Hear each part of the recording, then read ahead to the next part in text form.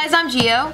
Hi, I'm Bart. Hi, I'm Tiffany. Hey, I'm Joe, and you're watching AskTheFeels. And today we have a question from LaShawn.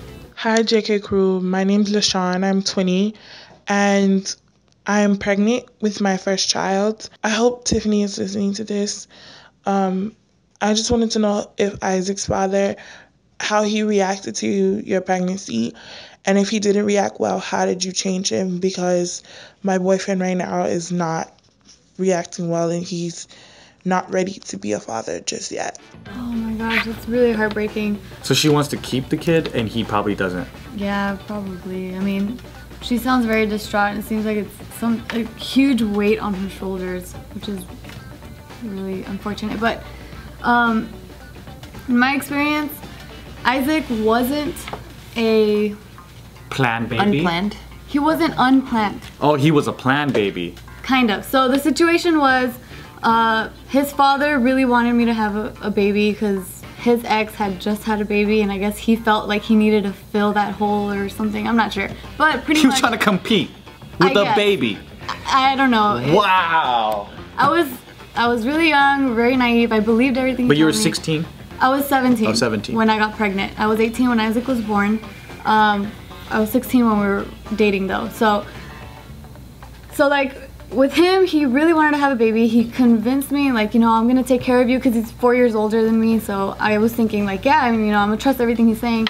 So fast forward 6 months into our relationship, I get pregnant. It was funny because at that moment his first reaction was, we'll do whatever you want.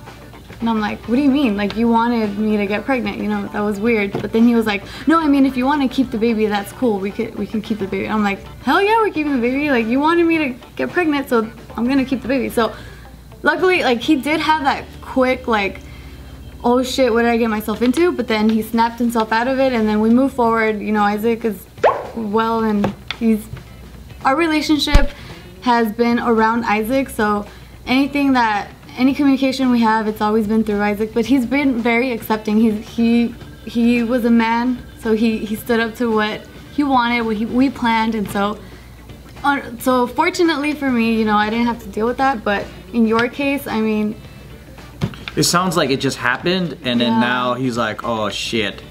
Yeah, I mean, I feel like it's ultimately on you right now, because it seems like, I don't know your boyfriend and I don't know your guys' relationship, but it sounds like he's scared and now he doesn't want to take any sort of responsibility for any of his actions.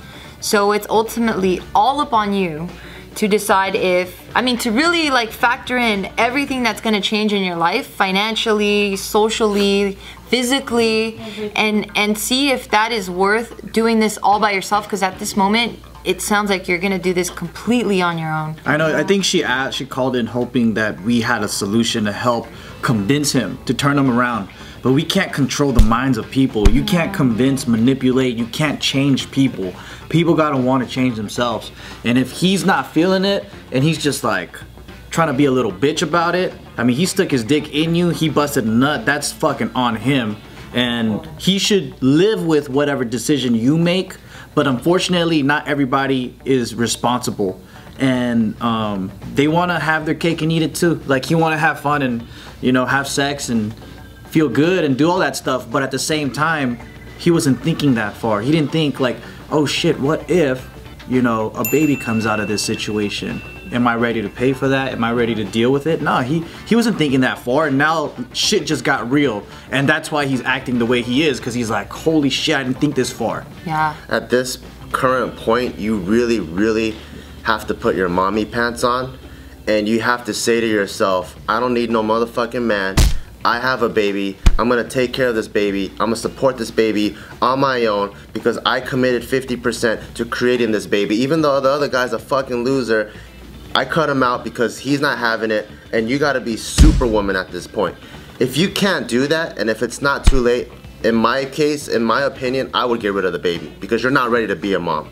But if you can say to yourself, I don't need no fucking man, I can stand on my own 2 feet and take care of this baby, then go ahead and be the super mom that you are and take care of this baby. But don't look to him for reciprocation, like, oh, what we got into this together. Come on, I need you to give me your blessing. Like, no, fuck that. This was a fucking loser. He's down to bust nuts, but he's not down to take care of the responsibility. Cut him out. You need a better man in your life. But right now that you have a baby, focus on the baby and growing the baby. And men is the second priority. Exactly, and especially if he's already acting like that where he doesn't want to be involved in the child's life.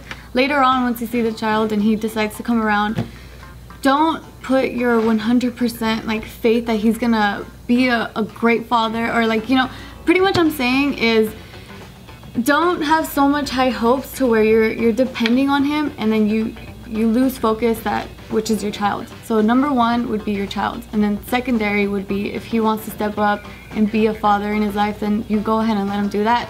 But a key word, you're letting him do that. Exactly. He's not obligated to do that, and he doesn't have a right to do that. The only person you can depend on is yourself. Exactly. And also keep in mind, if you do decide to keep your baby, whether you abort or put them up for adoption, if you want to maintain a relationship with his dad, just keep in mind that you're going to have this child for the rest of your life and that child's life, and this is a person that you're going to have to deal with, because unfortunately for you, 50% of this kid is made up of that person. So if you guys are already having like a turbulent relationship, that's also something that you really need to consider, because this is like at least an 18-year commitment that you're gonna have to see this dude that you cannot stand. And one word of advice is, if you do keep this child and if you do have to deal with him for the rest of your child's life, please, please, please don't use your child as a weapon to get back at him for anything, because that's the worst thing you can do, and that's something that I am so against, when parents use their kids to get to the other person just as a weapon. So just please don't do that to your child. Just be there for your kid. They're innocent. They did nothing. It's your guys' fault. Thank you for watching that episode of Ask the Feels. To submit your questions, go to www.askthefeels.com and you can ask us any question you want, and we will do our best to discuss and answer them with our personal experiences. For the last video, click over here. And then all the guys would be like, oh man, that's cool, you know, let's all beat off together or whatever. Whoa, is that what guys do? Before him, Never with me. Before him, he was like, oh, like I really like her. And it was just crazy to see like the roles switched, because usually it's the girl that wants the relationship and the guy just wants to smash. Very true. But the role was flipped, and I just thought it was so funny to hear something come out of this. And I guess it's like, since it's like 2015, the girl and guy, like I guess chivalry